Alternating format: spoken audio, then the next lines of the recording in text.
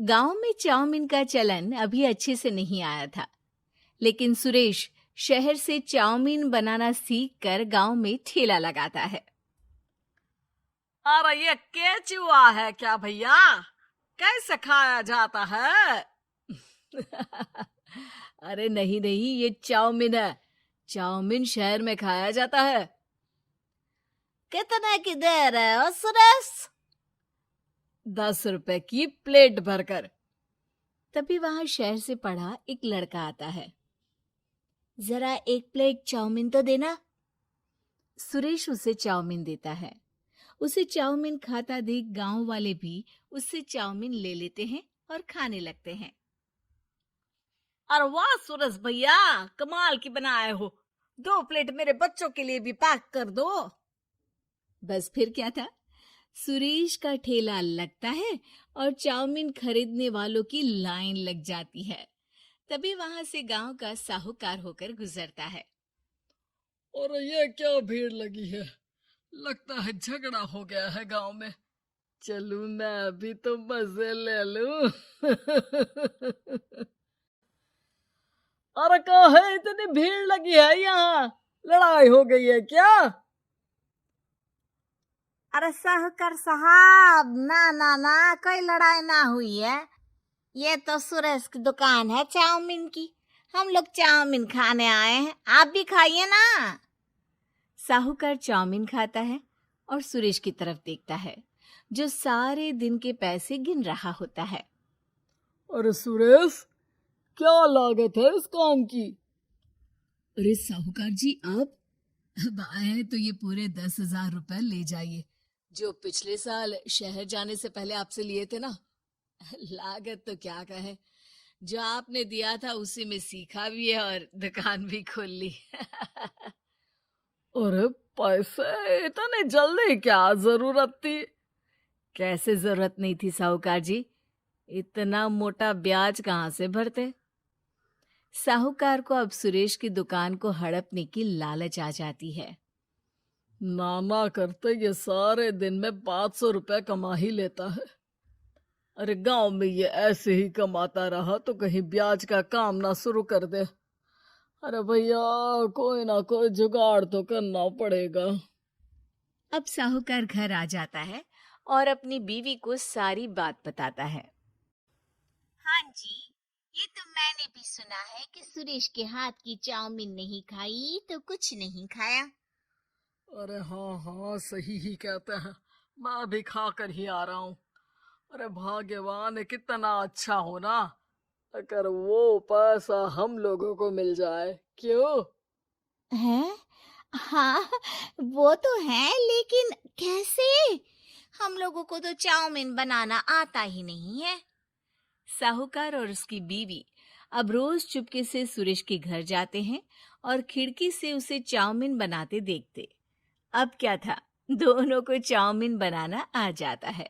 फिर एक रोज, और सुरेंद्र, तुझे साहूकारनी ने बुलाया था। बोल रही थी कि बेटे के जन्मदिन में 10 किलो चाउमीन का ऑर्डर देना है। बना दोगे ना? अरे हाँ हाँ साहूकार जी, मैं जरूर बना दूंगा। कब देना है घर में 10 किलो चाउमीन? अरे वो तो तू घर आकर बता कर लेना, मैं नहीं बता पाऊंगा। ठीक है, शाम को काम निपटा कर आ जाता हूँ। सुरेश साहूकार के घर जाता है, लेकिन वहां मियाँ बीवी मिलकर उसे बंधक बना लेते हैं। अरे मुझे क्यों बांध रखा है? मुझे छोड़ दो। आज से तेरा ठेला मैं लगाऊंगा और बहुत सारे पैसे कमाऊंगा।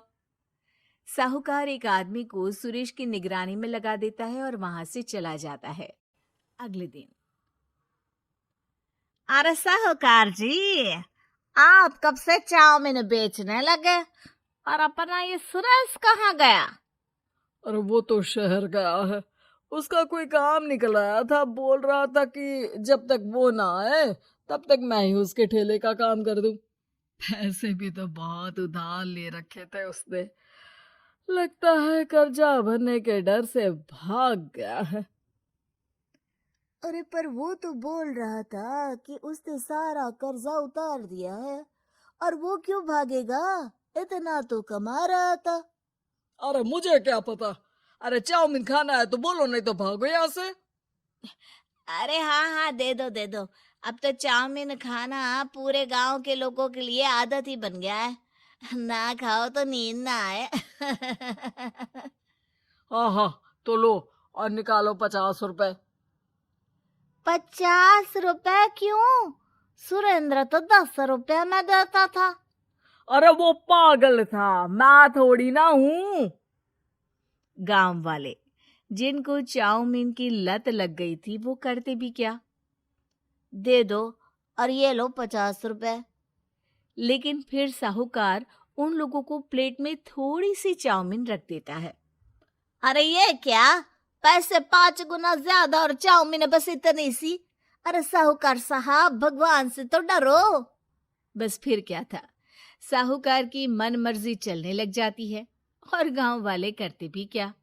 एक रोज मुझे तो लगता है कि सुरेश को साहूकार ने मार डाला होगा, क्योंकि उसका काम इतना अच्छा चल रहा था, फिर वो क्यों जाता, और वो भी साहूकार के हवाले दुकान करके। ना बाबा ना। अगले रोज भाग्यवान, देखो तो जरा, इस सुरेश भी ना कितना पागल था। जिस काम से वो ज्यादा पैसे बना सकता था उससे इतने कम पैसे छाप रहा था। 50 रुपए प्लेट में भी गांव वाले खूब खा रहे हैं चाउमीन।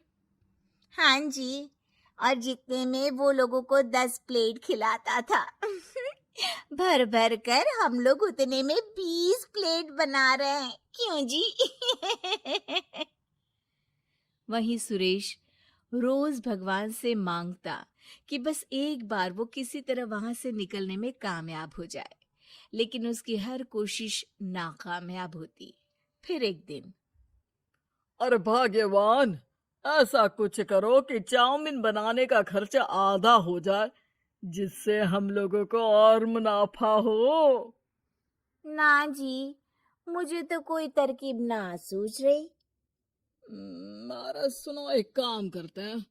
चाउमीन बनाने में जो सब्जी लगती है वो मंडी में लेने तुम देर रात चली जाना।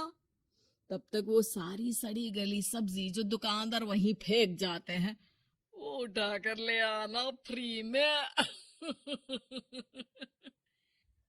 अरे वाह जी वाह, आप तो बहुत समझदार हैं जी। बीवी वैसा ही करती है, लेकिन अब लोग चाउमीन खाते तो मुंह बनाकर। फिर एक बार अरे राम राम राम, ये पेट में दर्द काहे हो रहा है? आई, आई, आई, आई, आई। हाय रे हाय, मेरा भी पेट दर्द के मारे फटा जा रहा है। सभी को शक हो जाता है कि उन लोगों को चाउमीन खाने से ही ये बीमारी हो गई है। वहीं दूसरी तरफ जो आदमी सुरेश की निगरानी कर रहा था वो सो रहा होता है और मौका देखकर सुरेश वहां से भाग जाता है। सुरेश गांव वालों के पास जाकर उन्हें सब कुछ बता देता है। बस अब क्या था, साहूकार के घर पुलिस पहुंच जाती है। चलो, तुमने गांव के लोगों को खराब सब्जी वाली चाउमीन खिलाकर बीमार किया और सुरेश को बंधक बनाया। तुम्हें इसीलिए हम गिरफ्तार कर रहे हैं। साहूकार को पुलिस ले जाती है और फिर अगले दिन से सुरेश का ठेला गांव के बाजार में लग जाता है, जहां अब पहले से ज्यादा भीड़ होती है।